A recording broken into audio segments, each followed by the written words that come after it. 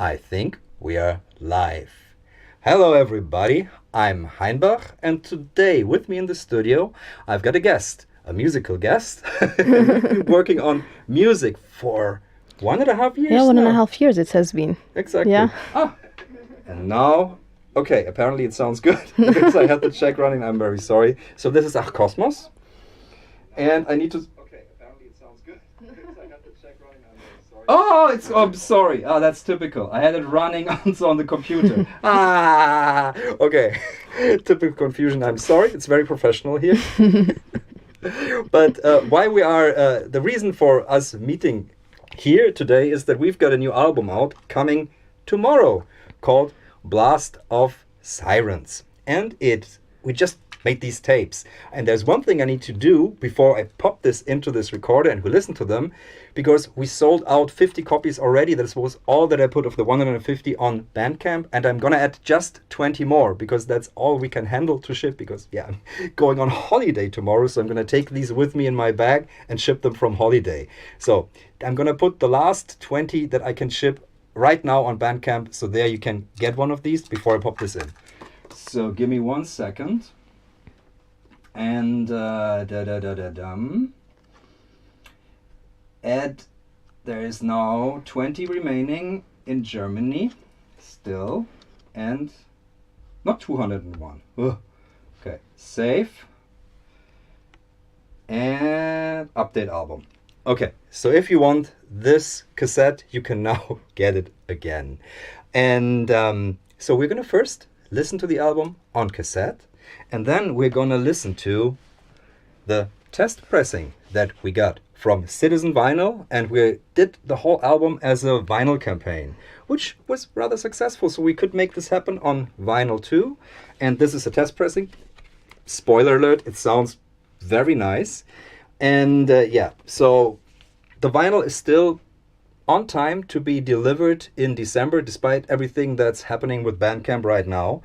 And another good news for everyone in the UK, there will be a Bleep special edition. Very limited, very small amount, but it's gonna come, so you can order that around that time in December too. So so first on tape and then on vinyl.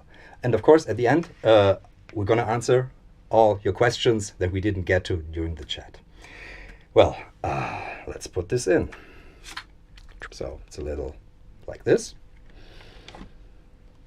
And I've got my trusty old Sony recorder here. Hopefully not half speed. This doesn't have variable speed. That's the one thing that's bad about this recorder. You're gonna have a lot of nerd out in this because we are both like gear fanatics, so instrument fanatics. So this one sounds absolutely lovely. It's one of the best portable player, but it doesn't have vari speed. So it's not that creative, it just sounds great. Now it's running. Let's check the levels. You guys can tell us if the music should be louder or the voices should be more quiet or so on. Here we go. It's the first time as well I'm listening from the cassette. Cool. Oh, that's right. You haven't listened to a cassette.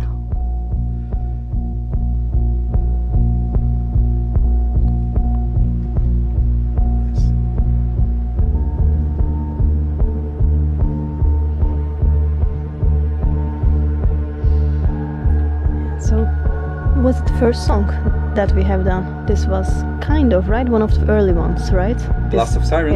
Yeah, that's the title track, and it's one of the first. But it had a different name.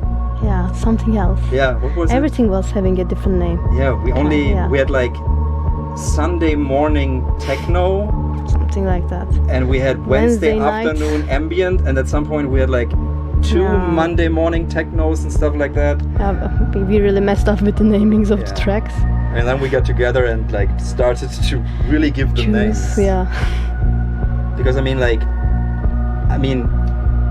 I usually have like a book of poetry around. So when I save a track, like there's never like final or something like that, or like there's like funky beat number 17. There's always like a poetic name that I stole from somewhere. But we didn't have that around. No, we were just like naming like Wednesday morning. Yeah, so whatever the time frame was. So when we started to actually put together like the like the idea and the story of the album, then we started like really naming them and giving them, choosing which ones, and adapting the names also. Yeah, it was a bit of a challenging process to choose, right? It's more challenging than the music making. So that's one thing, because I mean, like, the whole thing started just by us experimenting here in the studio and trying out new stuff every time. It was very playful. There was not sure which direction we would go. I mean, on the first one, I think very first track that we made, you even played guitar. Yeah, exactly. And now there's classic. We made three tracks that day, of which none of them didn't make it. No. But it was such a good day. It was such a good day, and from then on we regularly, like once or twice every week. Yeah, exactly.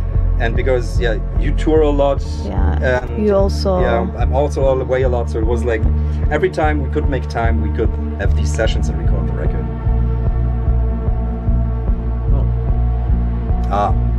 Thanks for letting us know that the audio is good. The bass is a little loud. Okay, I have it a bit up here. I'm gonna turn it down on this little mixer. And this is all very improvised, and I hope like that the vinyl player won't skip too much, because I mean the mixer here is sitting on the chair that I usually use to sit on, but now since the mixer is on here, we have to stand for this whole thing. And someone commented voices might be a bit lower. Should be lower. Yeah. Okay, I'll just. Okay, that was already the first track. Okay. Nice. So now we go to Feather Falls. And this was made with the Wall of Test equipment, right? Yeah, and it's our second single as well. Yeah.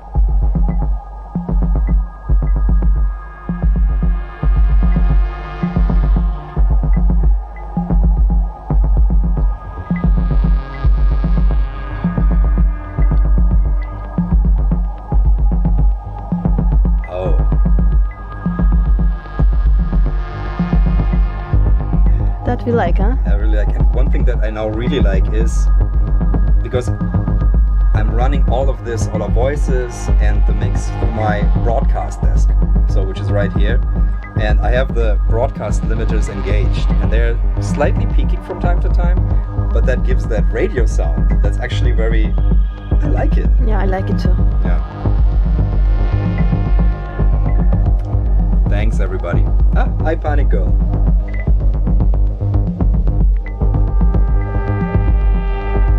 Do you remember which synth did we have used in this one? I think it was Moog, right? Yeah, I think we started on the wall, recorded the main beat, and then we moved to the Moog Sonic 6. Rumor was it? Or both of it, maybe both even. So the rhythm is the test equipment. Yeah. Then we have the nap. Then we have the time. Everything when it's smaller, that's the Krumar. Yeah, I think so too. Yeah.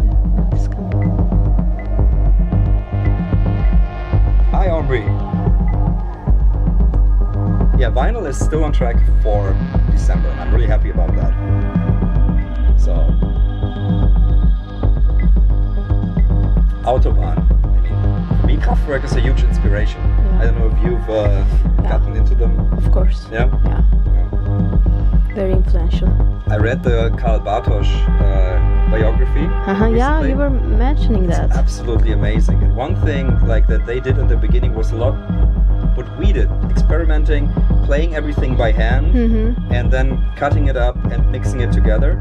And when they went MIDI and programming and samplers, everything got very complicated, and suddenly they took like years to make a record. And then they would remix and remix and remix and remix, instead of just being in a room together and playing. Yeah, Limitations has a very nice way of opening up ways to the creativity.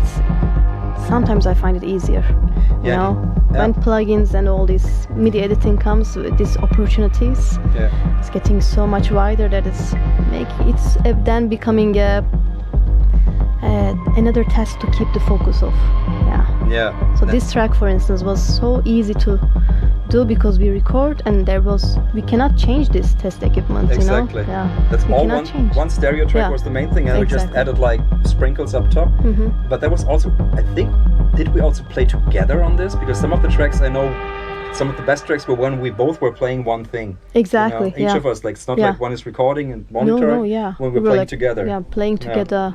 Yeah. Like this one. Yes. Yeah. So this is I think it's called focus track for when it comes out. Yeah, That's exactly. For the album tomorrow. Couple of hours even. You know, like. Yeah. Ghost Cloud. And this is too loud right now. I hear it. Yeah, bass, nice. I remember when you sent me the mix of this. I was in Malta playing at this wonderful, wonderful show. I think my buddy Jogging House also just played there, and with the electronic, with the Modular Society there, and we were driving around Malta, and I just look, this has just come in, and I put it on, and this was a tiny car, but it sounded so good, and the car test. Yes, it's still very, very good. So. I also want to check the comments. From here I cannot read it, so I want to go to my cell phone as well. Okay. It's the best thing. Yeah, of course. And nice. Yeah, hey everybody. One thing that was very so.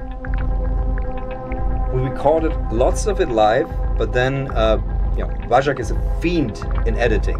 Like tick tick tick tick tick tick tick tick tick tick. I'm not so. I'm like okay, and she was like tick tick tick tick tick tick, and really quickly like. You cut down the things into something that flowed more and like became more defined. I think that was a core difference to like all of my solo releases, where I'm more like everything played on the mixer done, maybe just 1 or 2 overdubs. You went deep into the editing and making sure the little automation, things, editing, yeah. That's worth it. Yeah, that makes it very balanced as well. You know, like that was that's what makes it very creative in this room. You know, like we always shift the balance. And we separated this process also because you did that at your studio, so we did the production, the recording, and production we did here, and the mixing, editing, and we did in your studio. Yeah, and sometimes I was also here editing a little bit. Yeah, of course. Of course. Yeah, to decide on some of the things. And you're like, this is one of the most annoying things because I edited double-handed, so I've got this and this. I edited with the. Can you see that? Why? Here. Yeah. So I edited with this, the trackpad, and this. And I edited with my left hand, and then I switched to the right. And from time to time, that's a simple like to not have like repetitive stress syndrome. That gets for the hands, right? Yeah, that happens to me very easily. So that's why I shift. So it's always set up the wrong way for you. Yeah, and I'm so lazy to change it. So I was like, I'm editing, and you were coming out. Okay, change it better. Yeah. I'm generally have to work with so many tracks. And I'm also like have a film production experience like for 2 years in the very early of my career, which you have to work with over like 150, 200 tracks, you know. So that's the initial place. So like, I'm like I would die if I had that many tracks. I would die.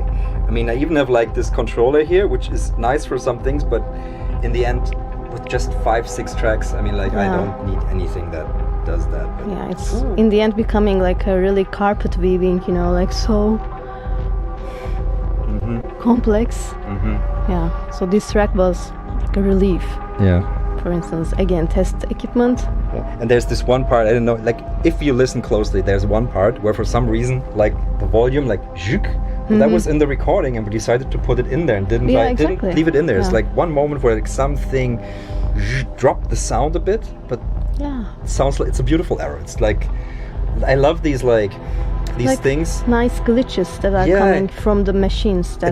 I think it's like this thing that was like fashionable for a time to put like a mark when you did makeup, you know. Exactly. The beauty spot or something is that, I don't know if that's called similar to, but it's like you put it here to let the rest shine more. You make like a little damage or something, a little like a spot.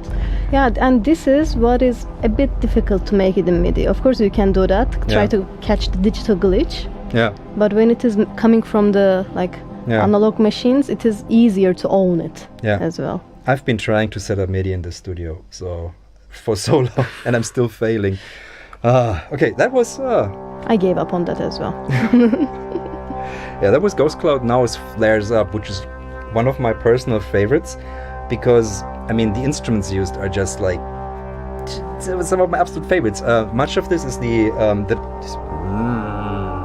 that's the electronium, right? Exactly. That's the Horn electronium, this vacuum tube synthesizer hiding in an accordion, and then there's gonna be a beat, and that's from one of the most underrated, beautiful synthesizers from Italy. It's the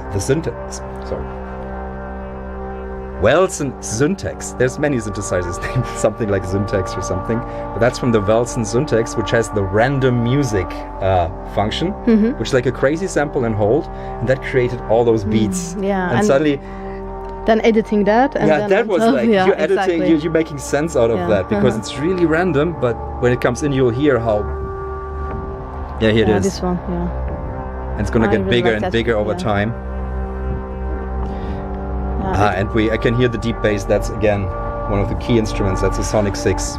Sonic 6 is like big on the bass on this album. We've got one point where we get a different Moog on bass, but that comes for later. Later. That was really one of the fundamentals of the album and our creative process as well. I remember the day that you got it. And it was here. Down there. I had it down here at the Sonic 6 here because my daughter loved playing it. So I put it somewhere where she can play it, and I have the little light. I think it is magical that it is also like a bit hidden, like. But now I've put it here because there's actually, I don't know if you guys noticed, but there's less stuff in my studio now. I tried to like declutter it a bit, so I just wanted this to be like a freestanding synthesizer. Okay, it's two freestanding synthesizers now because I put fittingly, my favorite new Moog there, the subharmonicon. But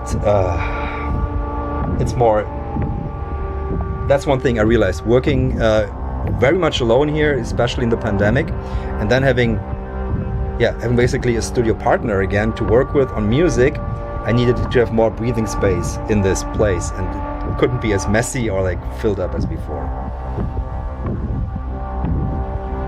Thanks for ordering the cassette. I don't know how many there's still left. I might put up a few more in a few weeks when I'm back, but right now it's gonna be funny, like carrying 70 tapes with me to the Black Forest, the Black Forest, and then shipping them from there. But also like I still need to wait for DHL to give me that account so I can ship them nicely. And we picked those up yesterday, and I think there's a little story on the reels, I think, on YouTube, so you can check that out where we're like picking up the process of the tapes. Lucky mistakes are a bliss, wrote, and then so Stick Larsen. I agree with that. I mean, like, and that's one of the things like that this place is built. It's all about these lucky mistakes and like, or creating an experiment with the things, feeding them back into each other. And I remember like, when you... And she created a lot of mistakes as well to us. Yes, she was, so the Sonic 6, she was... sometimes some notes were like amazing, and then we got that range, so we have to stay in that range. It's not fixed. It's not That's fixed okay. up, This is beautiful. She's beautiful. It sounds like, I think it sounds so good because it distorts so nice. It's not as clean as like a fixed up one. Nice. So if I have this fixed up, I need to like ask for a mod to have it really more beautiful. more, but it only stays in tune for like an octave. Oh, sorry. Okay. That's a good one with a piano. Moon Day. One of the earliest. And it's one of the earliest. I guess the name arrived to this song pretty early. Yeah, that was one of the songs that had a name early on because it's so emotional. It's just I think that started out with this. You came and you were saying, "What is this?" And then, that's this old Soviet echo that I had modified to loop, and I played a few things, and it was like, okay, cool, let's do this. And that was it's a dark vibe on this one. Love it. I think original name of this file was Moon Monday. That's why I think it's also turned into Moon Day. yeah, because it's Monday. Monday evening. We are already scared about like the Monday, too many Monday morning ambient technos. The inner loop. How and why did you decide to collaborate? Well, it just naturally happened. Yeah, I think. Yeah. With the improv session that we talked about, this having these 3 songs in that day, we just wanted to. Yeah, we just met for a coffee because we knew. I think we first knew each other from Instagram or something like that. I think so too. We just met for a couple of coffees during COVID. Because we both live in the same area basically, and she want to jam. Exactly, and one thing that's fun because we just did a jam, and I said one of my Hewlett and Packard word generators that I use in the wall of test equipment was broken, and then I asked her, "Can you bring your Hewlett Packard word generator?" But that's the last and that's the ending story. Yeah, no, it's good. It's good, because it just shows the same interest in like similar gear. Yeah, totally. Yeah. So, but that's the only. I think that's one of the very, very few persons in the world that I could ask to bring the Hewlett and Packard word generator. Right? That's how can you ask the question like that? Do you have extra coffee? Like going to neighbor. Exactly. I need to refill my wine. Yeah, and our beautiful artwork is done by Bora Başkan. Yeah. I wish we could have shown the vinyl version as well. Mm-hmm. Yeah. Voila, now B-side. Yeah. Cool. That was side A. But as you know, vinyl takes a long time. And I think even only with something like Bandcamp vinyl, it is even feasible right now, or was feasible for us, because this is all DIY. We did everything by ourselves. It comes as a category number on your label. Mm-hmm. And everything is DIY. There's like that's what it is. So, and Bandcamp vinyl. I know. Do we need to? Yeah, there's a little bit of off. There's like 30 seconds of exactly. So now to the fun thing. That's the fun switch on the Sony TC. If you've seen my live streams here, you might know it. And now we go to side B. So that's the only track that wasn't recorded here. Then we went to Willem II. Willem II is, of course, the wonderful test equipment and vintage synthesizer studio in the Netherlands. I've got a video on that, but if you haven't seen that, you can check that out. Wonderful place. And this was recorded right there. My mic might be a little bit hot.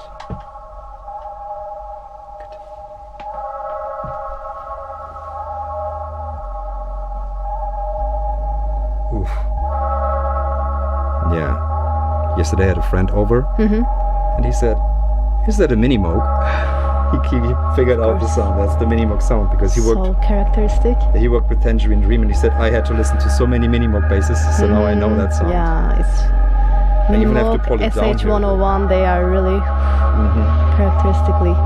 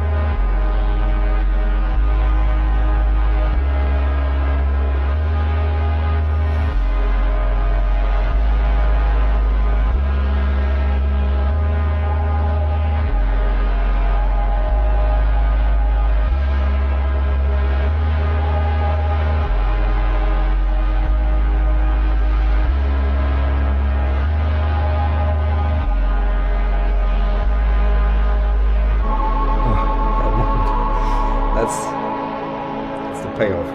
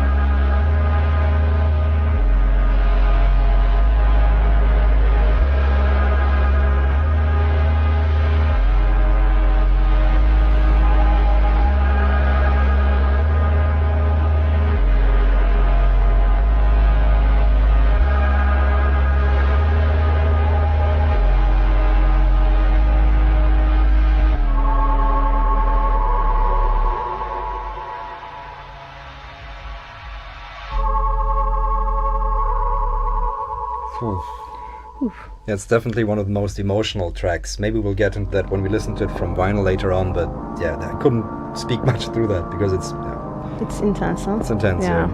Lots of choir arrangement, yeah. So sorry we did quiet for a bit.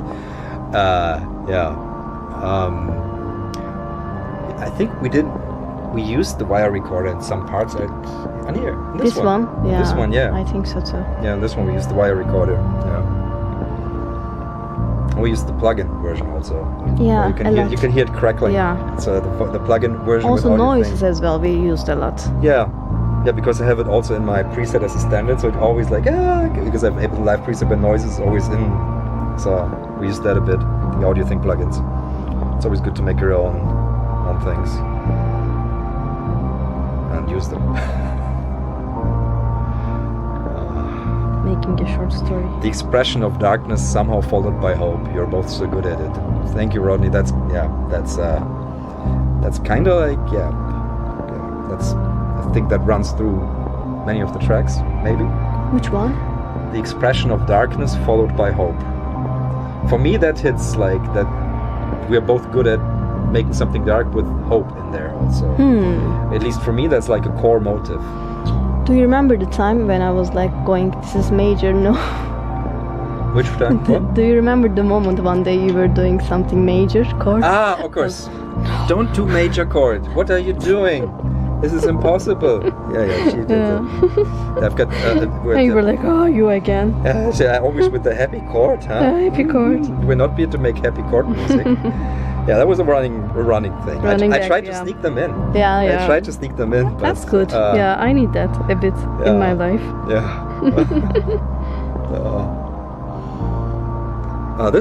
This track almost didn't make it on the album. I remember that. This, yeah, right. We were about to. Yeah, you were like, yes, this is not something we do. And then I said, can you please play bass on this? Yeah, exactly. And then you took your what is it again? It's a Music Man. A Music Man. Music Man Stingray. And then you laid down that bass line, and then suddenly it started to make sense. And also lineup was the problem with that because it was the only one with a bass guitar, and we were like, And only one with no development, just being like one thing. But I love it for that. I love these things that are just. Yeah. Right now it's also one of my it's favorite because like it's one that I connect to. It has got emotions. Yeah, and it's not something we overthought. It's something just very. Some songs we worked a lot on, and some just happened. Yeah, it's like that. Yeah. I think so too. When you don't force it, right? Yeah, I mean, we had some tracks that we were trying to like, what are we doing? And then you had like days where there didn't came anything good out of it. Yeah. But then you just make another day. Yeah. Wow. It's like sometimes also like checking the mirror, like sometimes not every day you like the same, Okay. But the next day, the same thing without even getting touched. Oh, okay, you can connect to it. Okay. Yeah. One of the coolest things was like when we're so hyped about this one jam that we did. I think we even made a reel from that, and we were like so hyped standing in here. And then my patch bay was broken, it was wired out of phase, so it sounded great while we were sitting in between the speakers. And I was like, okay, cool, that's a cool jam, let's upload this to YouTube and to Instagram. It was like just a washing machine basically, because all the phase stuff got cancelled. It was horrible. But we feel it in that moment. Yeah, we felt it in that moment. We were so happy, but the sound was really bad. That's another one that didn't make it. And then I bought a new patch bay and a new mixer and all of those things. And this is the third track in the B-side, Nothing. Nothing, yeah. Do you remember the synths in that one? I think Krumar came and Oberheim then came, right? Oberheim Expander, Krumar and Oberheim Expander. Yeah, Krumar DS2, Oberheim Expander, those were big in there. Mm-hmm. But what did the beat? That was again I think so too. The Syntax. Yes. Such a great synthesizer. I want to do a video on this, but it's on my list because it's just so wonderful and underappreciated for what it does. I mean, the people in Italy, like from the Museo del Synth, love it, but else it's virtually unknown. It's wonderful. It's when the organ people go wild on synthesizers. Wonderful. I'm gonna read the comments. It's so difficult to be short-sighted. By the way, definitely on the end we're gonna have like 15 minutes where we'll go direct to all of your comments. Then you can ask, like, we're gonna definitely see them and then answer as much of them as we can. Sometimes during this, like, we might get just lost in the vibe and listen to the music and talk about them. That just happens. I'm sorry about that. So that's what music is. Ooh. Oof. Yeah, that's one of my absolute favorites. Yeah, and we had like a whole turn to the underground. Exactly, where this album could have been even more in this giallo style of like, horror, right? Yeah, totally. We have a tendency to that. Exactly, and we love. I mean, like, so I mean, like the instruments again. Like this is that's the electronium. And what? I think it was Moog. Moog, yeah, exactly. You did that on the Moog. Yeah, and then edit. And I did, and then came in. Then I brought in the suitcase with the worst synthesizer of all time, which is fantastic. The Davoli synth. Then the drama came. Yeah, and that's gonna be like, you're gonna hear that it's gonna start screaming. There was a synthesizer I bought while I was drunk, and I forgot that I'd bought it. I bought it on Reverb, and it's regarded as one of the worst synthesizers of all time, but it's cool. It just cuts through like nothing else. And later I discovered that one reason why I really love it, it was used by Harmonia, which is my favorite band, like sonically and like musically of all time. Okay, so I was like, it's one of the Harmonia synthesizers. I was like, okay. Omri, names of the tracks, we had that a bit in the beginning, is like, we had lots of tracks that were named like Monday Morning, Ambient, Tuesday Night Techno and stuff like that, and only few got names. And in the end, when we sequenced the album and found the story for it, we started to name all the songs.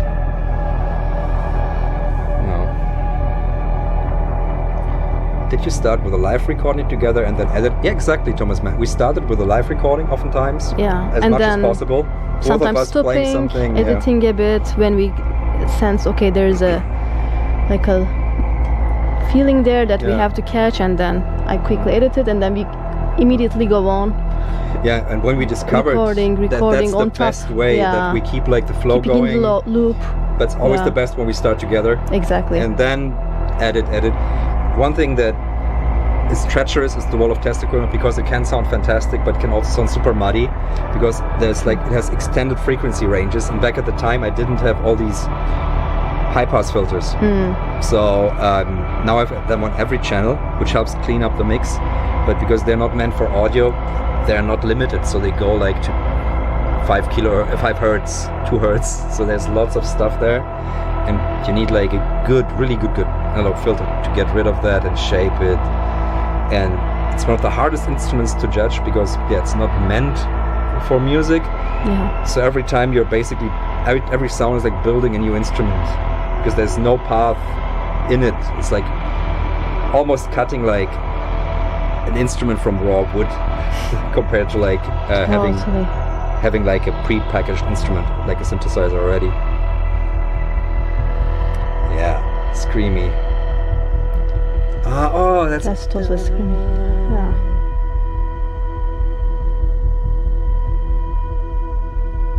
That's so whimsical. I forgot that moment. I really did. With the electronium. The electronium can sound so, I would call it whimsical, because you give such a range on it. And the very last. Already? Actually, this is the very first track that make it to the album. That's the first track that made it to the album, yes. Yeah, because in the beginning we were using more piano, right? Yeah. And then with the arrival of the Moog, we were more starting with the Moog, I think, a bit in the later months. Yeah, and there we're also both playing with like the skills that we brought. Yeah. So I had with this dark Bechstein piano, these few chords, and then you with all those tiny rhythms. Yeah. That they're gonna come out nicer on the vinyl in a bit. But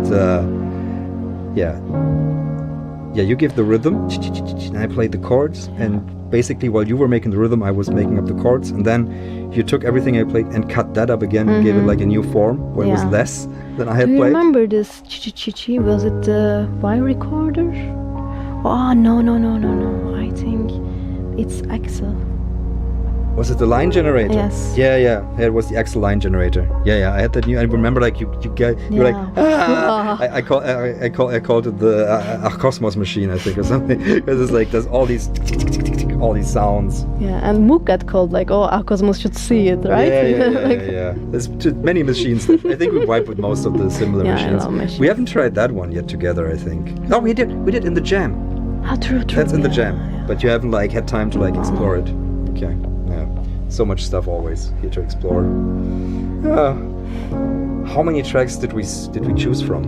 Ooh, I think over 20. Over 20, yes, Alexander. Over 20. Over 20 tracks. 20, 25, right? And that's the ones that survived. Exactly. Like that were made into tracks, because there must have been way more that even like just stayed in like, okay, this is a sketch. This is and some of them might come up in the future as well, right? Because exactly. we were like, sometimes you have to decide and close it. it. Twey sessions, yes. We've got so many tracks that we haven't looked at. Exactly. We just did that one, and there's like 5 tracks in there. I remember that what's more, there's 7 tracks or something, and there's 2 that I remember being very, very good. Yeah, exactly. That's work. Yeah. You know, going to that.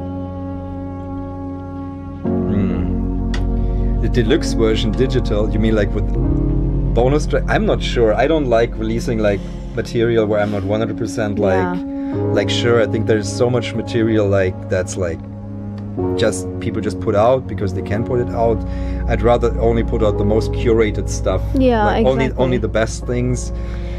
And we keep on collaborating, and then you know. And then there's more tracks. Yeah. I don't want to waste anyone's time.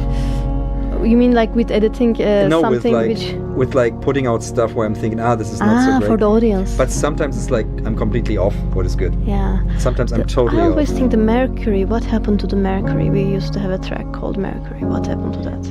Was it the one that was then in the film? No, Moonday was that. Moonday was in the but then it wasn't in the film. Yeah. But Mercury, Mercury was too similar to Moonday, I think. Exactly, and then we gave up on that. Like, so these kind of things, you have, sometimes like have to, you have to decide, kill your like, lovers. What you say? How you say? When 2 tracks are too similar, you have to choose the one that fits the best in the flow of the record. And I remember that song being actually very, very good. So that could be maybe in the future. That can be a song that's worth it. That's a good one that just didn't fit in the album. Yeah. Okay, cool. So now we listen to the tape. Let me check how many there are left. How many tapes do we still have? Click, click. Click, click. 9. So there's 9 tapes remaining if you want one. I might be able to get like 10 or 20 more in like 3 or 4 weeks time to put them up again. But right now that's the first batch is then gone.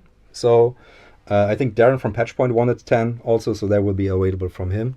But now if you want a tape, just go to Bandcamp, and I'm gonna ship it to you personally. Not via DHL. Not I'm gonna come by for that. Why not? I think become a fulfillment partner myself. Okay.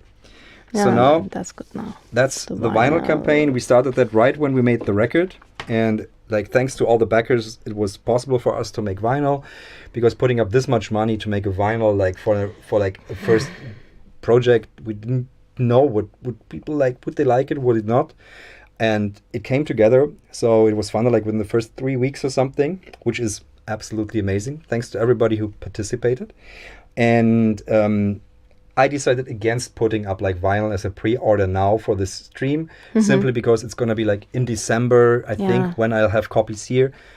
And I still have to think about how can I ship like vinyl. Oh, that's also because true. it's big. Yeah. It's like, it's a lot of work to ship that, but I'm going to figure out a way. Yeah, and let's of course, delay that thought. There's going to be there's going to be a special edition with Bleep. That's coming out, I think 75 copies, but they're going to announce that probably in December. And if you're in the UK, you can buy from them. And and I think we'll have like 75 records from the batch that we did coming.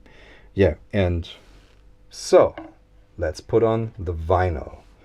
I think that's sonically going to be a pretty big difference in terms, especially not in terms of like impact, but more in terms of like detail.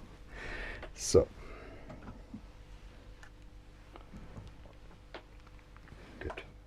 Yeah, there's a question, how many tracks do you work with? And I think in this album it was ranging from it was around 20.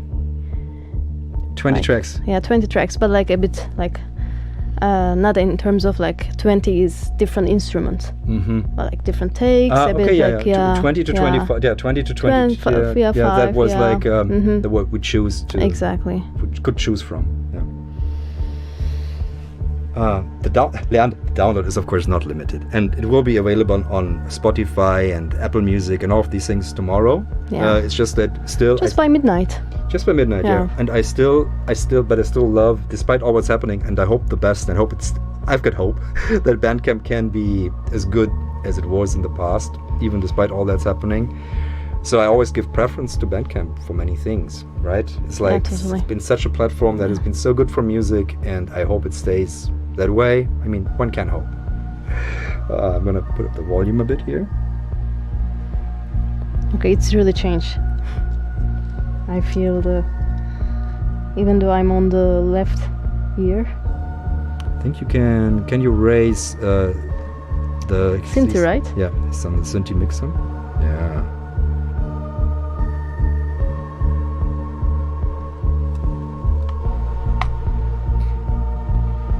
Valorant Scarlet, did you use any iOS apps on this?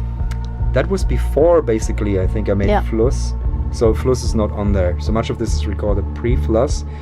We did one on Fluss, but it was before, after the album was finished already. Because we've already started on the follow-up record, and there we already used it, because it's also hooked up to the mixer, and it's basically like a playable harmonizer also for that. Exactly. That's how it's set up. It's great. Oh, thank you very much. I enjoy it.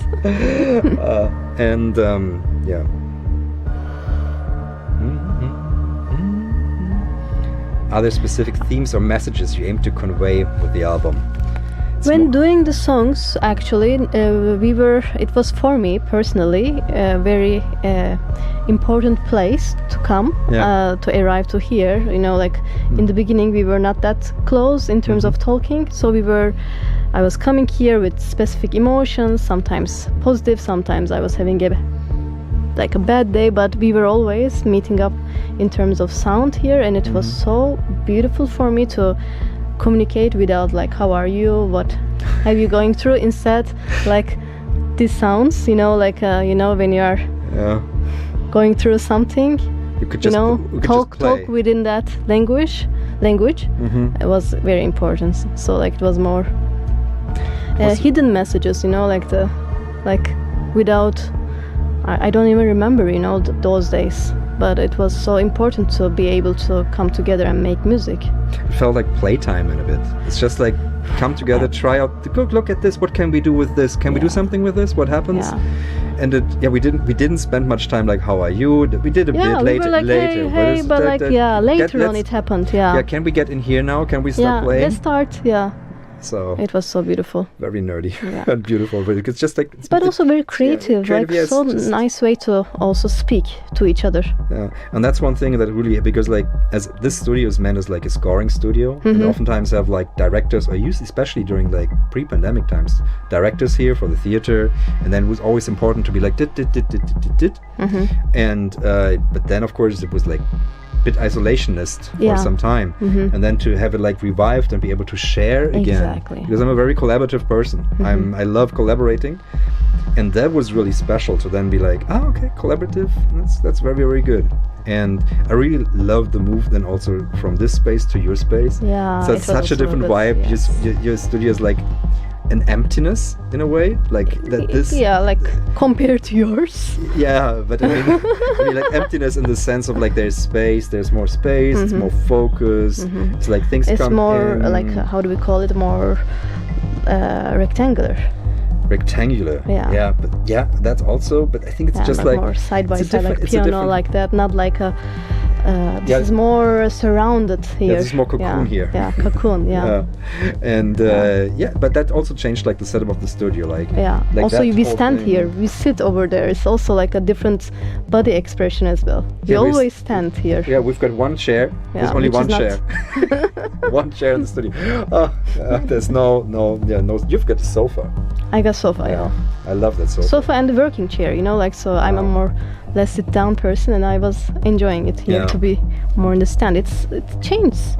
even they say when you are writing something from computer to shifting to like thumb is even changing the way your brain is working. So I think this was also good to stand and be active here. Yeah, it's a different vibe. Like different vibe. It's like something else in the body. And also gives you more constant attention because no one is sitting there like on their phone and like. No. I mean, or neither on the computer. You know. Yeah, we were editing, but like. Yeah. Basically, better not. You know. It's more attention that way when you're like moving or like constantly. Acting, yeah. And it's not like one person going through like. Nothing against that, but not like we're not like choosing now the snare drum sound. No, that was such a relief because I have to do that so much. Yeah. While sitting down. You're also doing pop music. Yeah, and stuff like I'm doing pop production as well sometimes, or like other commissions where I have to really go deep, choose, have to work sometimes 100 tracks like that. Yeah. It's anxiety. 100 tracks. Diving into comments. Cassette order comes with the download. Yes, it does. Yeah, definitely it comes. Yeah.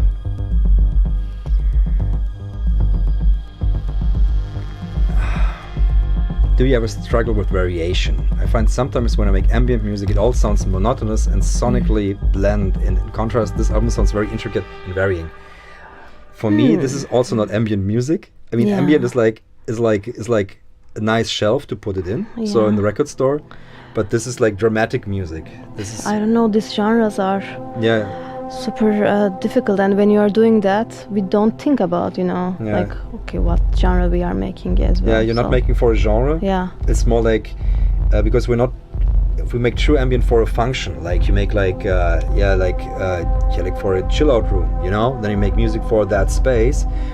And I think the space that we made this was more like the space in our heads. So and like there's constantly shifting dramatic structures in there, and there's always also little harmonic changes to guide it through, and it's meant to draw you in more than. I don't know, like, but that's something you guys have to tell me. Exactly. Is this a record that you can put just like? I think some tracks will work in the background, like this will just perfectly flow while you're doing things. But then there are others, especially the piano ones, that are like, they zoom and they're more dramatic. And ambient is like a broad shelf in a record store. I think so too. There it fits like in. Like electronic. But it's more like, secret soundtracks or something. It's soundtracks. It's lots of this that very soundtrack feeling. I've been shaped. My work has been shaped by working for moving pictures. So pulsing bass, tickle of distortion. How did you create that? Here, this is test equipment. Yeah, that's test equipment. That's the wall of test equipment. All the percussion, everything, the rhythm. That's all of that test equipment. And I think here we used lock-in amplifiers. Princeton Applied Research 124A. Of course, I've got a video on that. But 2 of them. Some Bruel as well came. Yeah, Bruel does these like the kind of trappy hi-hats. Let's try it. Like there was one point. Them so much. There was one point, like I think in 2019, when I also had like a stream and talked about something. It was like, and here you can hear the classic test equipment hi-hat, and the people like the classic test equipment hi-hat. I'm very deep in a rabbit hole where I think that there's such a thing as a test equipment hi-hat, which is the Brilliant Kiev bandpass filter. I was like, this is okay. A reality check was good from you guys. It was Morph Zone. What you missed was basically we played the album on cassette first. Now we're playing it from vinyl and we're answering questions and we're talking about them. So there's gonna be like 6 more tracks, I think, or 7 more tracks we're gonna talk about. And in the end, we're gonna do like a quick Q&A and do more questions from you guys. And and this is the 3rd track. Yeah, 3rd track from side A. Ghost Cloud. And when did we realize that we ended like when a song is finished? Like I think there's a question that I catch from the comments. I think we were just like doing the improv here, and then at the end of each session we were trying to form it a little bit. The arrangement. Yeah, we got the arrangement exactly. down. Yeah. So listening to it and deciding if it's too much, too less, what should we add or not. Yeah. Yeah, and then later on, couple of months later, when we wanted to select the songs, then we again reconsidered if this is finished or not. On this, then now comes the piano, I think. Yes. That we played in your studio. Exactly. So it's like a very, yeah, here it comes. That's the piano. This off-key piano melody, I played that in your studio, and that was like the thing that was missing from the track at some point. The variation that makes it like that makes it deserve the length, because it's a longer track. It's the longest, I think, on the record. Yeah. And it needed something, because we loved it, but we realized it needs something to keep it interesting, and that's these piano plings. So I find the process of assembling the album gives you so much context, what's missing from tracks and whatnot, because you guys, that song is good, why isn't that good? Yeah, you have to sleep on it as well. And the right direction, right lineup. That's how, for instance, Drips managed to stay in the... We tried so many techniques also for the lineup. We did like random, like writing the name, cutting them up and throwing them up, gave an interesting lineup. There was a version of this record that was way, way darker and more like sounding like a Jello soundtrack. But then we were like, we need tracks that didn't work out. So sometimes, that feel more, they can stand on their own instead of feeling like you need to film something to them. The vinyl does sound very different. The level of detail, and I have to say this from Citizen Vinyl is the pressing plant, and the mastering was done by Schwebo. Stefan Mathieu, exactly. Fantastic masters and fantastic pressing. This is one of the best pressings of music I've worked on that I've ever heard. So Citizen Vinyl, amazing job.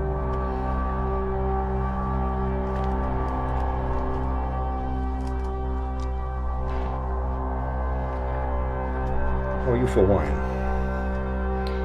I think I got still enough. Okay. Maybe a bit from behind. I've gotten used to drink too much on streams due to the pandemic. Good enough. Everyone remembers the single malt synthesis streams.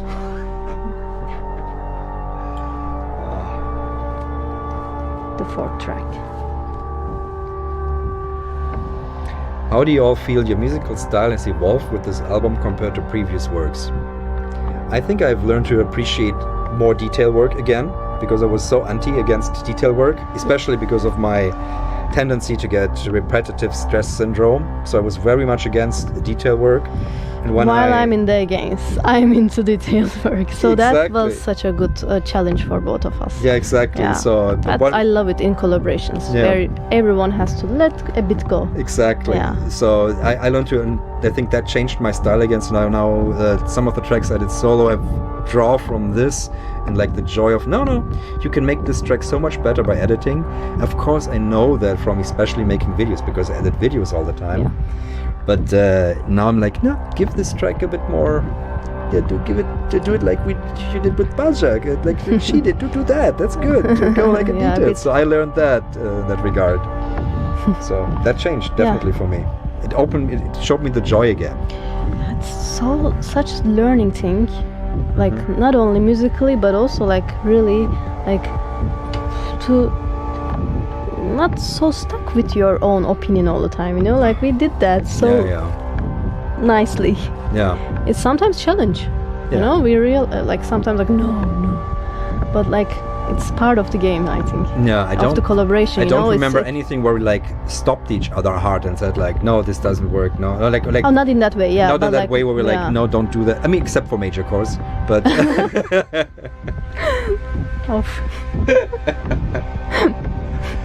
That sounds so. That was something I was hoping for, because here the cassette is like as nice as I like it, but the detail on the beats doesn't come through on that, and now you can hear that.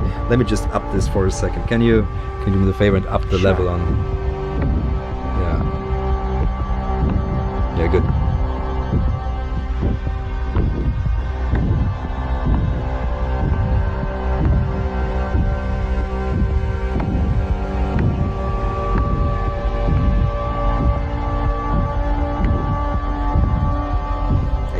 That face when I listen to that. That one. That face, yeah.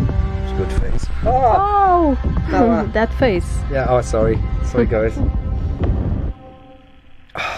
So good. Yeah, random music was the rhythm here. Random music on the Wilson.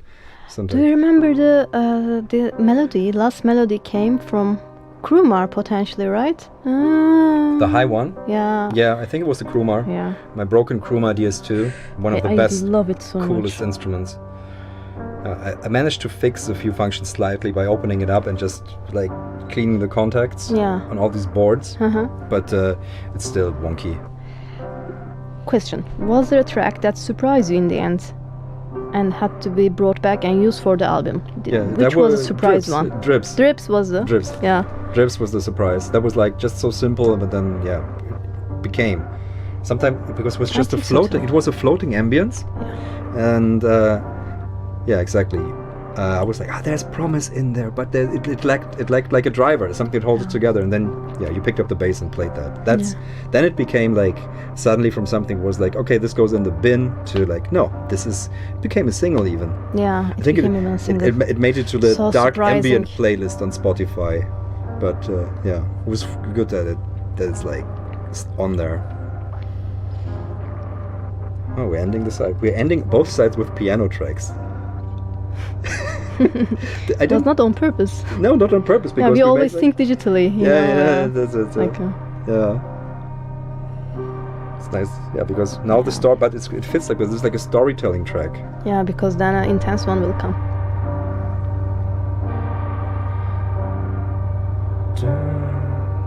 Yeah, and that's my very old Bechstein from 1923, I think. It's very old, 100 years, and it's just sounds like a very old man that has stories to tell. He smoked a lot. It's like, let me tell you, young one, but the time is. It's a very, and every like octave sounds different. And you got a very nice recording setup for that piano. I really love it. Yeah, that's like these Polish preamps, the Phonias from 1960s, and ribbon mics from Extinct Audio. It's like when I had that, it's like the perfect sound. Yeah, EQing was not a problem with that piano. Normally, it's just it's problematic. Oof. No EQ. Good luck with the you can just resonances. choose if you want less bass or more, but it just sounds perfect. Yeah, fitting. Yeah. And it's a wonderful combination. Yeah. I love when I found that. At one point, I was like, now I've got this new desk. I don't need these old preamps with germanium. But then we tried recording the desk, and suddenly it sounded like a nice Deutsche Grammophon recording from the 80s. And I was like, no, I don't want to sound like Deutsche Grammophon in the 80s. It sounds fantastic, but it's not the vibe. It doesn't tell the story. So germanium, Polish germanium preamps, it had to be. So question mark, did we have a brainstorming block where we couldn't figure out a way to end the song so many times, right? How to end a song? Yeah, you're getting the endings right.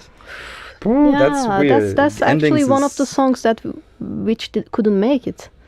Yeah, we faded, right? Did we fade? We faded out. No. The songs that when we had a block with them and when we couldn't figure out, later on we decided to not include it to the album. Yeah, there were some songs that we didn't finish. There's many tracks that we didn't finish because they stopped talking. Yeah, sometimes exactly. songs just stop talking, and there's an idea, but it's might be worth to revisit at some point. But sometimes, but it's also so hard because I always think like 80% of a track, or maybe even more, is made like in the first 15-30 minutes or something. Yeah, and in the first impulse might be like some, because sometimes what happens is like that. What I think is the 50 minutes is like 2 hours that you're like in this flow state, and then it gets super unfun to like resolve this blockage. Yeah, that's one of the most unfun things. And sometimes you don't have to, because you can just make another track. And I prefer when you don't have to. It's good to know that you don't have to. When you have to, it's a challenge. Yeah. Good luck. Yeah, when you've got a limited amount, especially with something like lyrics and stuff, and then okay, there's a limited amount of songs with lyrics and stuff, and I remember that. And sometimes, but I mean, like one thing for inspiration-wise, there's just always something new in here that you can just try. That's one of the benefits of like also the channel is like that I can basically find all this rare stuff and then use it in music. That's like one of the so many things like that I haven't even shown on the channel are in the album, and that I want to make stories about, and they get used in music, they got used on the album, and then they get used on the channel. So don't feel like I have like all of this a pointless gear acquisition syndrome, because I can use it all. It's all like how you say, instrumentarium. It's a German word. Like it's all part of the tools I can choose to work with. Like a palette. Yeah, and I can go, what can you do with this? And you're like, oh, this is interesting. Can we do it? So there's always something to explore. Side B. For how this sounds.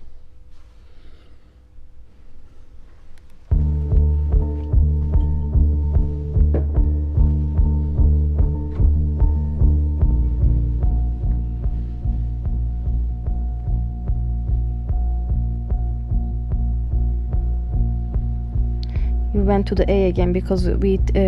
I went to the A. I switched. I was double time. wondering. Yeah, it's suddenly like this is not the track that we're listening to. Yeah. I had already switched. Okay, sorry guys. Because it's not the final artwork. It just says B and A here, and it's like written in a way that I don't know if this is a B or an A. Really, this It's B. it's a B. But the other one, look at the A later and tell exactly. me. The A looks very B-ish. Yeah, A looks very beige. You're right. Yeah.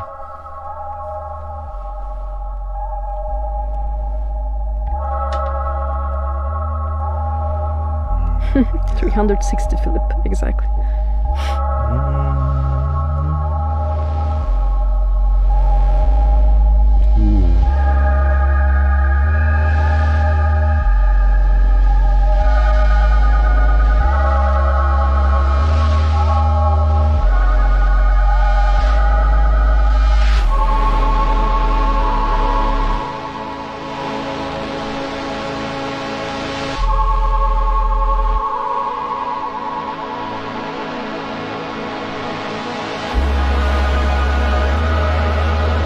The only track that we are listening actually. Yeah.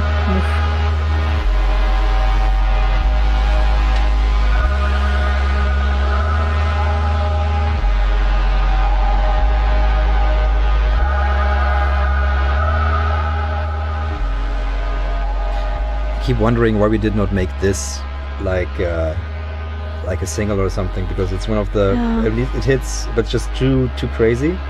Maybe too deep. Why we didn't do it? Yeah. I mean, we called it this at Willem II. Yeah. In Den Bosch. In Den Bosch. Yeah, and that was right when the earthquake happened. Yeah, right? in the middle of it. So in Turkey. We were going, like we were having sessions, and one morning. Yeah, we had like a nice session where we were so happy, and then news. woke up, and then. Yeah. That was like that was hard, and that, but I mean, yeah. You can feel it in this track, totally. But probably that's why we're protective about it. Could be. I don't know. Could it's be. like, I don't know. Really. It's the one. Like I don't feel comfortable even talking about it right now, but I did. The first one we just listened to. Yeah. On the one hand side, like being, like I felt that. Oh damn it! You know, like I mean, I'm there right now. You know, in the studio. You know, we are in Den Bosch. And it was so difficult, but also like it was for the brain as well, you know, like so for a minute, you know, like getting to that synthesizer was a bit saving. Yeah. Yeah, you can say that right. Yeah. It was nothing to say for that. It was really hard times. No. Yeah. Yeah, I'm actually looking like forward to revisiting or looking at what we did there. Then we didn't. That's no also idea. one of the reasons why we didn't revisit the tracks. Yeah, because the vibe. I was going through horrible. Yeah. Yeah. So, yeah, that's it's. I mean, it's like that's the thing. Music is emotion, and I think this piece especially helped. Yeah, you and me also through some of this. It's a bit of a salve sometimes. Music. It's like a way to, at least. I mean, I always coped by writing music, Like all the things that happened to me, I always coped by writing music, doing music. It was like, I later learned that I can also talk about problems. But first it was just, okay, so I might, whatever bad happens, I'm just gonna write music, and then here, this is the music that I wrote in reaction to what happened. And it's like, I wondered, oh, that's good, where's the beat? I was like, what? Why don't you understand my deepest personal feelings in there? So then I learned that talking also helps, but still, like, my default for deep emotions is still like, there's a few keys and notes and a few things that can express that so much better than I can do with any word. No.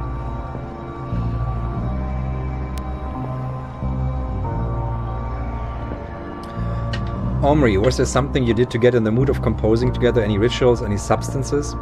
Lots of coffee.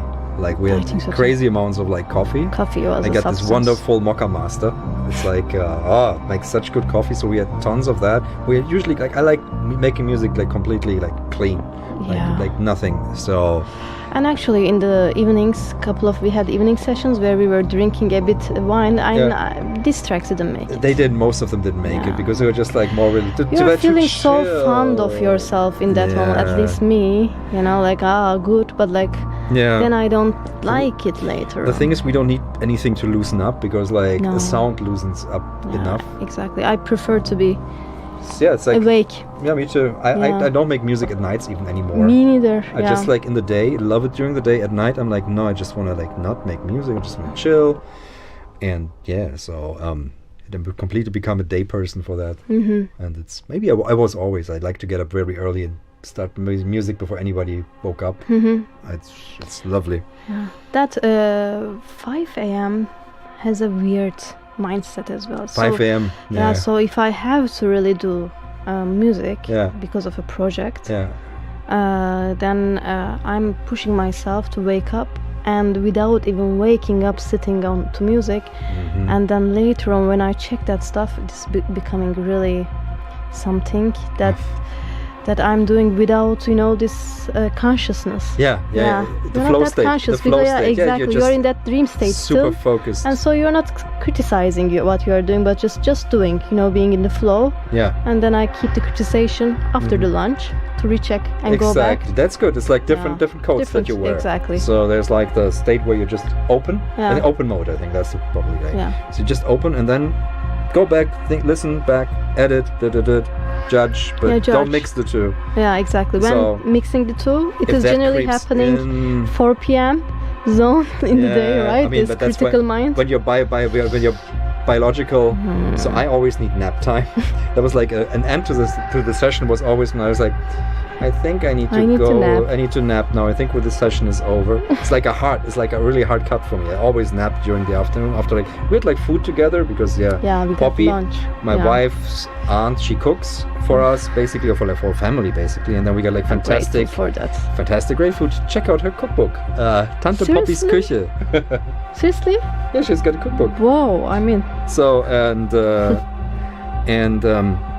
So that's a cheat code to have like fantastic food basically cooked for you by the family. So we had that, and then you were like, okay, let's go back in, and I was like, okay, maybe a few more minutes, but then I realized like everything, I shut down, all my energy is gone. I'm like, no, I need to have my power nap. Stupid word, but I take like a 20 minutes like laying down time, and then I'm good again. Nice. But if I don't, I'm very defensive about that. I really need that. Yes, you were very. I mean, that's one thing. Because your principles. Yeah, Omri was asking about rituals, and like rituals is like. I mean, his midday sleep was a ritual. Midday sleep is a ritual, but also like not mine. Starting early, like at 9:30. Always 9:30. Always was the best. I have a alarm on my phone, and it's like the morning alarm. It's always I'm lazy to change it. It's always Hainbach. Okay. Hainbach. Nice.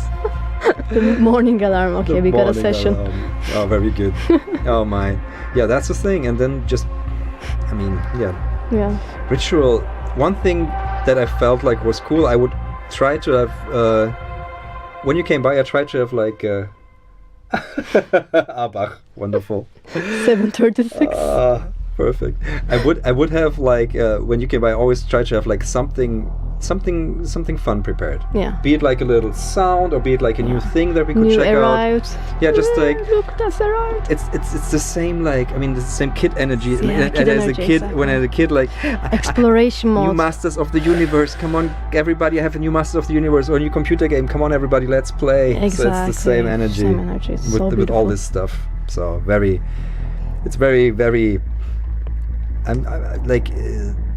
As much as I'm like adult in like the things that I do and the things I take care of and family, blah blah blah, there's still this little guy jumping me. play. I think that's the fun stuff. We use synth in this one, right? This is nothing. Or is it Davolia? I'm starting to get... This Davolia. Okay, the previous one, then we use Synthi. In the for nothing, we use Synthi. Yeah, because like one thing that we were working on was like making a lot of music with the Synthi, AKS, that one of the fantastic synthesizers. One of my favorite as well. Yeah, it's well, sitting there, it's being wonderful, just looking glorious. And so that was one track, like one of the latest tracks that we did, and the previous one, it had like this, just as this. It's very related. You can feel like the DNA of the test equipment in it, and that's why Delia. Oh God, now I'm gonna be like, it's Delia Derbyshire. I called her at one point Delia Derbyshire. The English laughed at me, but I think it's Delia Derbyshire. And I didn't know that it's pronounced that way. I'm so bad with. Yeah, it's not like you're not gonna. I just know you're not supposed to pronounce her name like a Johnny Cash song. So it's not Delia Derbyshire. It's gonna be like So I think there's gonna be like UK folk jumping on me right now because I still mispronounced it. But I think that's why because she was working with those lots of tape and test equipment stuff, and when that came in, she really enjoyed that. She didn't like the big one so much. No? The EMS 100, I think that was something that she really didn't like, and she didn't want to deal with. So, but this one's like a little cookbook of all those things, like condensed, especially the AKS version. Yeah, we also use amps in the studio in the Willem II. Yeah, in the Willem II we used it too. Yeah. The Putney, there we used the Putney.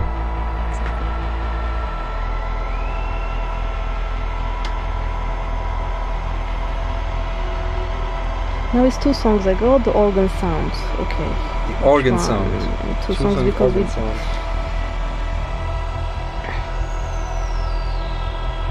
Potentially, is it Drips? On Drips, the organ. On Drips, we don't have organ. No.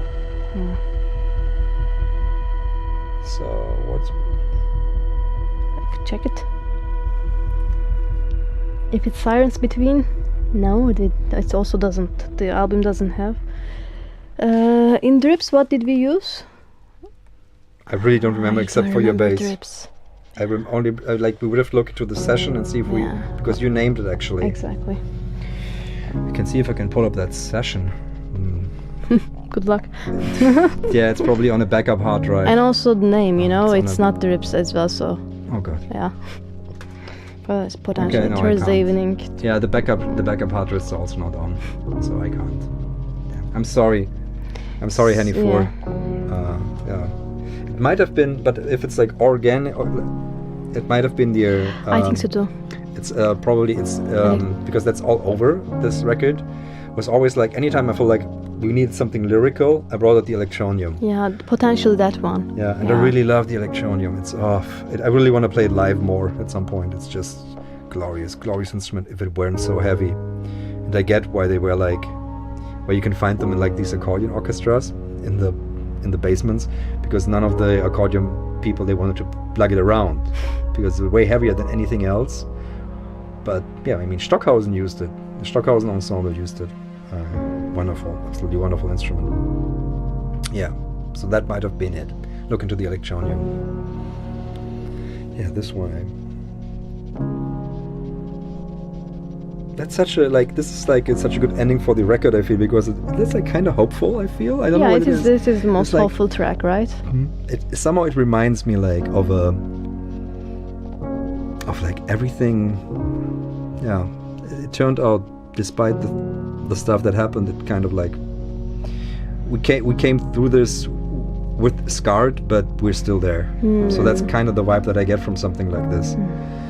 And hopeful melancholia. yeah, there's something was lost, something was won along the way. That's kind of the vibe that I get from this piece. No, this change also this change also so much names, right? This song. Yeah. What's its name? It's a Brute Heart. Oh my god, that's such a good name. Where did we steal that from? Probably a book of poetry. Yeah, I remember. Yeah, Brute Heart. I don't know which one. But I found it so funny because that technique, of course, of stealing song names from poetry, or like even called inspirations, when you go through Radiohead or you go to the Doors, like half of that is from poetry. Like many things are like taken from like contemporary poets or like from William Blake or many of the time. It's like a way of putting poetry to music. So it's a process that I think it's good stealing. It's good that when other art forms influence each other. Yeah, Hefino said, yeah, that's it. It is. Yeah, again, you got it, the electronium. Yeah. I've got two now. They sound very different. Very different. But they're so cheap, you can find them so cheaply in Germany because they're basically stuck in basements. And you need to like have a tech that can restore them. I've got Bartosz, who did it, and very well. Wow. Voila, ended. Vinyl. So this is the test pressing. The full recording I'm sorry, comes out in December, and I'm gonna put it into distribution or like put it on Bandcamp, and also they will be available in the UK via Bleep. And yeah, look, this looks I think they made a mistake. That's why. It looks very much like. Come on, when the A looks very much like a B. When you turn it, even like from here. Okay. It's a mistake. Look here. You see it like that. Yes, they wrote B and then they changed it. And then to change A. it to A, exactly. Unless it's their style. We'll have to ask Citizen think so. Vinyl for that. Oh, my throat got a little dry. Okay, so guys, I think we've got like let's do 15 minutes of questions, and we'll try to answer them in a rapid fire way as possible. So I'm gonna. Sorry. It's always like you can't move this mic. I love it, but if I touch it like this, it's very.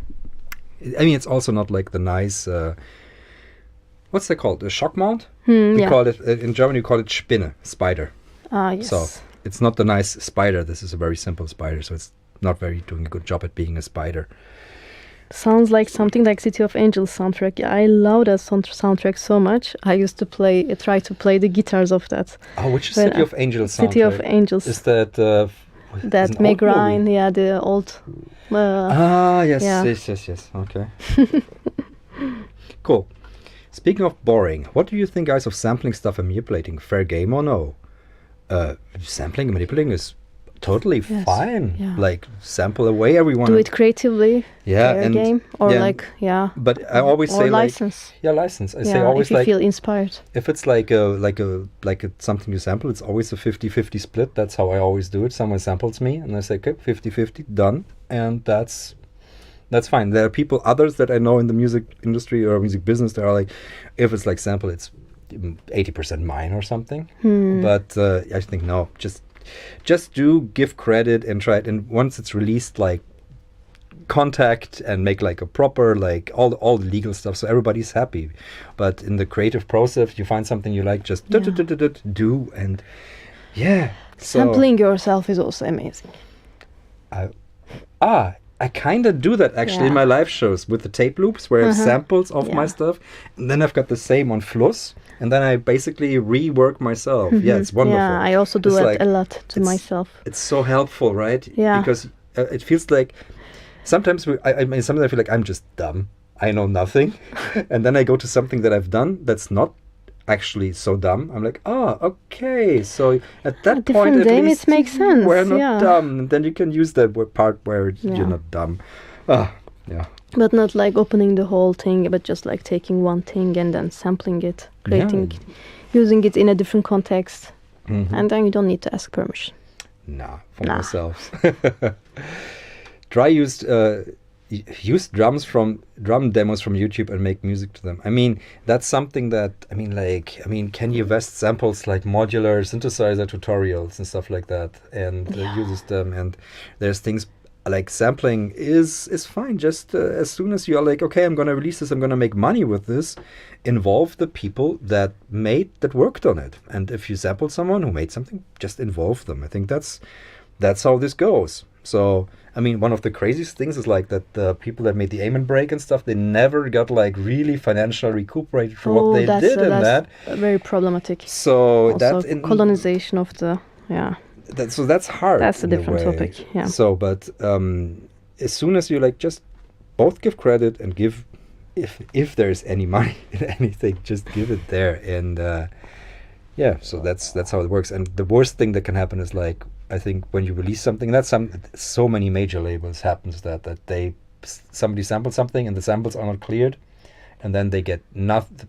If it goes to a lawsuit, you're gonna get nothing of the track that you've made, even if it's just like boom, boom, boom, and then you're not gonna get anything because you didn't clear it. You could have just negotiated like, okay, this is gonna be the fee and we're gonna release it, but it's like, so just don't be like. But just be cool. I think that's the thing. Will you do live concerts together? Yes, we are planning. That's a plan. Yeah, that's a plan. That's a plan. So we had we did like a little session for like Orb magazine here, which is basically like a live session. Kind of. Yeah, but on like too much equipment, we couldn't carry that because we played the wall, the roads. Yeah, imagine that would be great. Yeah, it would be great and horrible. In a different life. Yeah, I mean, like it's totally. It's not possible. Not possible at all. You know, like we can go and like this carrying all this thing. They decide to not work. They are super fragile to do that. No, I mean, like if I have the whole wall, you know. If I have Bartosz to fix everything up for tour, it can be done. I've played with that stuff and it's super reliable. Yeah, but what I mean is the bomba like whole.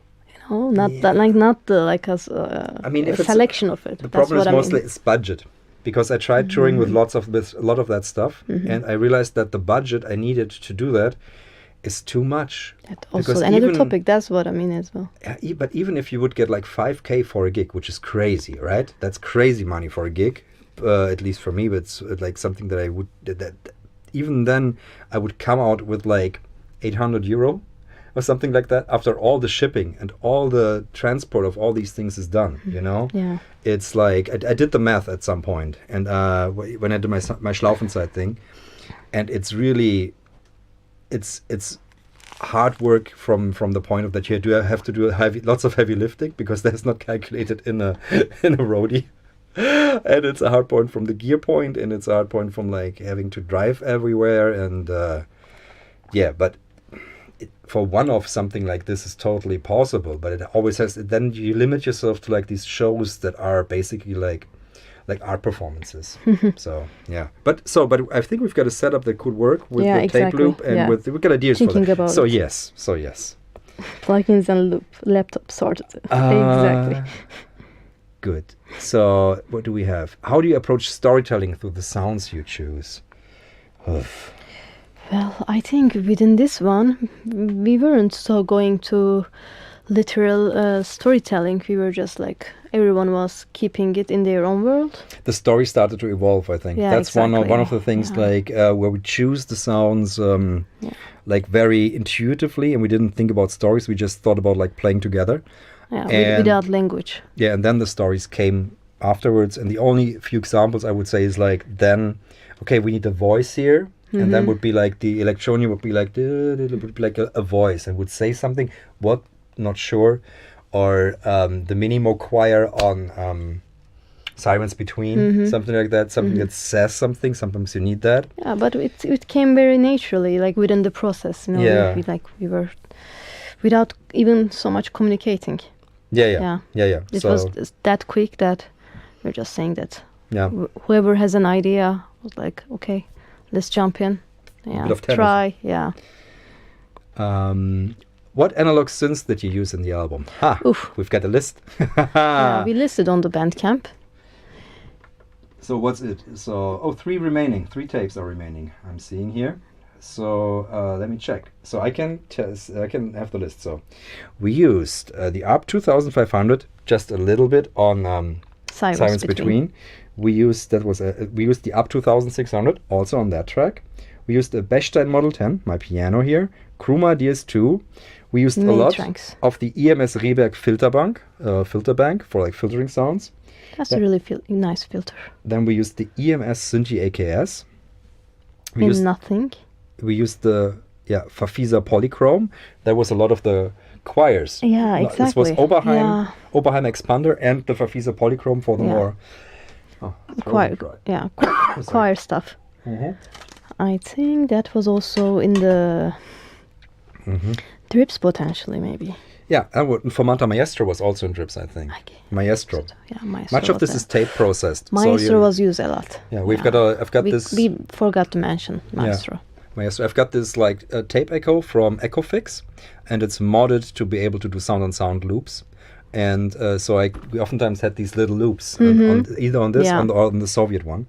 And those, so you can't really make out what it was, but the Maestro played a big role. Horn Electronium, the Cronin Hyde bandpass filters, Model 310, Moog Mini Moog, Moog Sonic 6, Nagra 4S for like pitching stuff down and up, I remember that. Oberheim Expander, Princeton Applied Research 189, Princeton Applied Research Lock-in Amplifier, all of them. Rohde & Schwarz PBO, Rohde & Schwarz UBM, Sequential Prophet 5 at Willem II, Siemens Terz Sieb, another bandpass filter, and the Stanford Research Systems Boxcar Averager, as well as the Telefunken M15 tape machine, like as a master recorder. Okay. Oh, my voice is going. Good. It feels like a film score. I could already imagine some visual ideas. Would you ever consider to open up the music to visual artists, etc.? Hand is raised, best wishes. So basically you can license the music if you are like, you can use it, and then, it's, and then if you release something with it to make money, then, just cut us in as usual. And we've already worked on a track together for a film that didn't make the final edit, but that film is coming out, like I did, so we worked on that track together, but I did the rest of the soundtrack, and that film is coming out next year, and I'm going to the Cologne premiere tomorrow. So there's this scoring thing also, like that we do both for work. Yeah. And so that's definitely like something that's very influential for us. Was there a piece that none of the preliminary elements you played on it left? Oof. Many of them, right? There's none where we took like... no, there was none. We always created like a solid core, and then we build around that core. If it's a case like that, we didn't include them to the song. Yeah, we didn't have this room to, like start from scratch, because we were always with the starting from the gear. Yeah. DG Cthulhu plugins and the laptop sorted. Exactly. I mean, not that much, but like but a laptop is like for this, because there's difference to have like it's very composed music, so it's not improvised, so it makes sense to also like to play the record, and then we can split it up, and also work in the stuff that we both like using anyway, like on stage. So Synth Anatomy, hi. You're coming slightly late in here. We're always at the end of this. What's the proper way for someone sampling? You just basically, how would you like to be asked or informed when someone samples you? You just sample, and then as soon as it's all about like getting a release and stuff, like a official release, or it's like as soon as there's something like where you're putting it on like streaming platforms or like doing stuff like that. It depends whom you are sampling. Yeah. Really depends. Yeah, it really depends. Then you need to talk to publishers, etc. You need a permission, and it really changes depending whom you are sampling. Yeah, for me it's always like one thing that I'm always like really afraid of is like someone like sampling me, and then doing like I sampled this, and then I'm running it through like something like DistroKid, and then without having a permission. Without having a permission. But that's not okay. It's not okay, but it can always happen. Someone does that and then just uploads it, and there's been complete rips of tracks of mine. Yeah, but this is still like So that stealing. Yeah, there have been people like completely just ripping whole tracks, saying they're them, and then putting them up on Spotify. Yeah, and I mean stuff they like can even put it under your name, you know, Yeah. but then you have to contact and then you take get like it out. and then you get like the copyright claim and stuff, because suddenly, oh, this song was used that you used in your video is like suddenly, and you're like, what the hell is going on? And then you have to navigate. Other way around. Yeah, then you have to whitelist yourself for your own track. Yeah, because that guy basically claimed the copyright on this, uploaded it, and checked the YouTube, how you say, claim. And then suddenly you get automatically then you claimed, have to sue, etc. And then you sometimes that's complex. I'm lucky that I've got like a DistroKid like Prime account where I'm like, so I can like easily escalate to someone and talk to someone. But if you don't have that, it's like, oh my god. Yeah, it's also like easier with publishers as well. Yeah, of course, if you get labels, publishers, because then they're very interested. And they deal with it. Yeah. How did you find each other? How was your first meeting? Instagram, met, like the same things, same gear. It was like, gear. Interesting. And then we just met for a coffee. Yeah, like exactly, a couple of times. And then we just, let's do a session. We didn't know what to happen and what would happen. And then dived in. And this happened. Good. Premiere morgen in Köln. Yes, exactly. I'll be in Cologne. The film is called Schock, kein Weg zurück. I'll be there. I'm going there tomorrow to Cologne. And I think that's all the questions. And I think we gotta wrap it up now.